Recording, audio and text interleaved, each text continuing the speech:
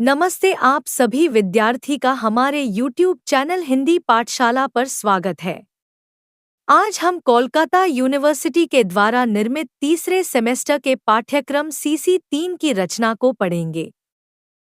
आज हम कवि नागार्जुन जी की दूसरी और तीसरी रचना को विस्तार से पढ़ेंगे। हमने इसके पहले वाले वीडियो में इनकी पहली रचना को विस्तार से समझाया है। डिस्क्रिप्शन में लिंक उपलब्ध है। चलिए दूसरी कविता को विस्तार से देखें।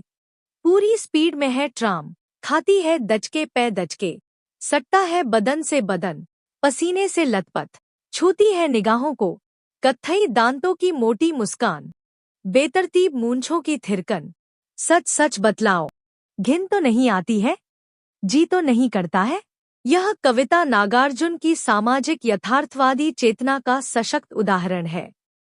इसमें कोलकाता की ट्राम का दृश्य प्रस्तुत करते हुए कवि ने मजदूर वर्ग और तथाकथित सभ्य पढ़े लिखे मध्यवर्ग के बीच व्याप्त वर्ग भेद, मानसिक दूरी और संवेदनहीनता पर तीखा व्यंग्य किया है। प्रथम भाग में कवि ट्राम का दृश्य दिखाते हैं। ट्राम तेज चल रही है और झटके खा रही है। भीड़ इतनी है कि लोगों के शरीर एक दूसरे से सट गए हैं। कुली मजदूर पसीने में भीगे हुए हैं। उनके दांत कत्थई हैं, मूंछें बिखरी हुई हैं, फिर भी वे मुस्कुरा रहे हैं। कवि यहाँ सीधे मन से प्रश्न करते हैं, क्या इन मजदूरों को देखकर तुम्हें घिन आती है? क्या मन में चिढ़ होती है?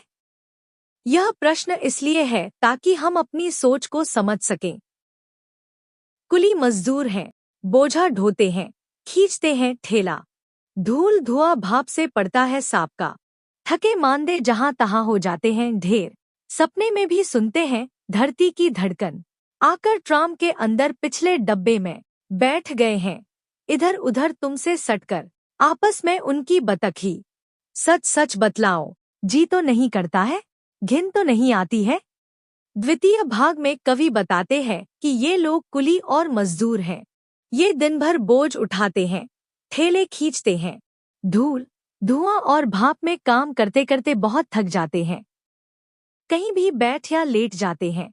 लेकिन इतने कष्ट के बाद भी वे केवल शरीर से नहीं, मन से भी जुड़े हुए हैं। वे सपनों में भी धरती की धड़कन सुनते हैं, यानी वे मेहनत और जीवन से गहराई से जुड़े हैं। जब वे ट्राम के पिछले डिब्बे में आकर तुम्हारे पास बैठ जाते हैं और आपस में बातें करते हैं, तब कवि फिर पूछते हैं, क्या यह तुम्हें बुरा लगता है? दूध सा धुला सादा लिबास है तुम्हारा, निकले हो शायद चौरंगी की हवा खाने, बैठना है पंखे के नीचे अगले डिब्बे में।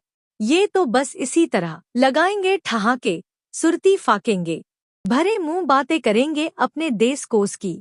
सच सच बतलाओ, अखरती तो नहीं इनकी सोहबत, जी तो नहीं कुड़ता है, घिन तो नहीं आती है। तृतीय भाग में कवि उस व्यक्ति की ओर संकेत करते हैं जो साफ सुथरे कपड़े पहने हैं, हवा खाने निकला है और पंखे के नीचे आराम से बैठना चाहता है। उसे मजदूरों का हंसना, सुरती फाकना, अपने गाँव देश की बातें करना अच्छा नहीं लगता। वह खुद को उनसे अलग और ऊंचा समझता है। कवि व्यंग्य में पूछते हैं, क्या इनकी संगत तुम्हें अखरती है? क्या तुम्हें घिन आती है? भावार्थ: कविता हमें यह सोचने पर मजबूर करती है कि क्या गंदगी मजदूरों में है या हमारी सोच में। जो लोग समाज के लिए मेहनत करते हैं, उनसे हम दूरी क्यों बनाते हैं? कवि कहना चाहते हैं कि मजदूर भी इंसान हैं, उनके भी सपने, भावनाएं और सम्मान है। उनसे घिन करना गलत और अमानवीय है। चलिए तीसरी रचना को विस्तार से देखें। बहुत दिनों के बाद अब की मैंने जी भर देखी पकी सुनहली फसलों की मुस्कान। बहुत दिनों के बाद, बहुत दिनों के बाद अब की मैं जी भर सुन पाया धान कूटती किशोरियों की कोकिल कंठी तान। बहुत दिनों के बाद, बहुत दिनों के बाद अब की मैंने जी भर सूंघे मौलसरी के ढेर ढेर से ताजे टटके फूल। बहुत दिनों के बाद, बहुत दिनों के बाद अब की मैं जी भर छू पाया अपनी गवई पगडंडी की चंदनवर्णी धूल। बहुत दिनों के बाद, बहुत दिनों के बाद अब की मैंने जी भर ताल मखाना खाया, गन्ने चूसे जी भर। बहुत दिनों के बाद, बहुत दिनों के बाद अब की मैंने जी भर भोगे। गंधर्व शब्द स्पर्श सब साथ साथ इस भू पर। बहुत दिनों के बाद। प्रस्तुत कविता में नागार्जुन ने लंबे समय बाद अपने गांव, प्रकृति और ग्रामीण जीवन से मिले इंद्रिय सुख और आत्मिक संतोष को अत्यंत सजीव ढंग से अभिव्यक्त किया है। कविता का केंद्रीय भाव बहुत दिनों के बाद है, जो कवि की लंबे समय की वियोग स्थिति, व्याकुलता और अब प्राप्त हुई तृप्ति को दर्शाता है। कवि ने यहाँ जीवन को केवल देखने का नहीं, बल्कि पूरी संवेदना के साथ जीने का अनुभव प्रस्तुत किया है। कविता के आरंभ में कवि कहते हैं कि बहुत दिनों बाद उसने जी भरकर पकी हुई सुनहली फसलों को देखा। खेतों में लहलहाती फसलें उसे मुस्कुराती हुई प्रतीत होती हैं। यह दृश्य केवल प्राकृतिक सुंदरता नहीं, बल्कि समृद्धि, आशा और जीवन के उल्लास का प्रतीक है। लंबे अंतराल के बाद यह दृश्य कवि के मन को गहरे स्तर पर संतोष देता है। इसके बाद कवि श्रवणेंद्रिय के सुख की बात करते हैं। वह बहुत दिनों बाद धान कूटती किशोरियों की मधुर तान को ध्यान से सुन पाते हैं। उनकी आवाज कोकिल के स्वर जैसी मीठी है। यह ग्रामीण परिवेश की सहज, श्रम से जुड़ी और संगीतात्मक ध्वनि है, जो कवि के मन में आनंद और अपनापन भर देती है। इससे ग्रामीण जीवन की सामूहिकता और सादगी भी प्रकट होती है। अगले भाग में कवि मौलसिरी के ताजे फूलों की सुगंध का वर्णन करते हैं। वह उन्हें जी भरकर सूंघता है। यह गंध प्रकृति की पवित्रता और ताजगी का प्रतीक है, जो कवि के मन को शांति और सुकून देती है। यहाँ गंध के माध्यम से प्रकृति से आत्मिक जुड़ाव व्यक्त हुआ है। इसके बाद कवि स्पर्श का अनुभव व्यक्त करते हैं। वह बहुत दिनों बाद अपनी गांव की पगडंडी की धूल को छू पाता है। उसे यह धूल चंदन जैसी पवित्र और सुगंधित लगती है। यह पंक्ति कवि के माटी के प्रति गहरे प्रेम और अपनत्व को दर्शाती है। गांव की साधारण धूल भी कवि के लिए अमूल्य हो जाती है। फिर कवि स्वादेंद्रिय का वर्णन करते हैं। वह जी भरकर तालमखाना खाते हैं और गन्ना चूसते हैं।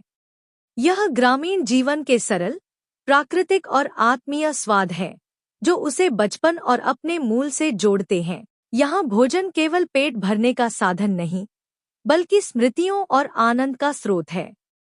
कविता के अंत में कवि कहते हैं कि बहुत दिनों बाद उसने इस धरती पर पांचों इंद्रियों, गंध, रूप, रस, शब्द और स्पर्श का एक साथ आनंद लिया।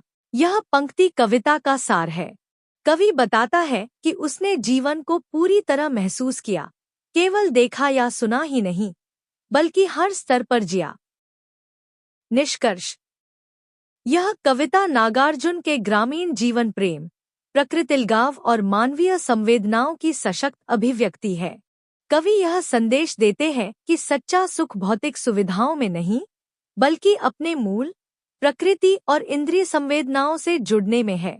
लंबे समय बाद गांव लौटकर कवि का मन पूरी तरह तृप्त हो जाता है।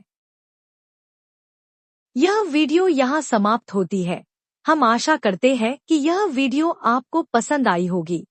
अगर आप चाहते हैं कि हमारी वीडियो आप तक जल्द से जल्द पहुँचे तो टेलीग्राम को ज्वाइन और चैनल को सब्सक्राइब करना न भूलें।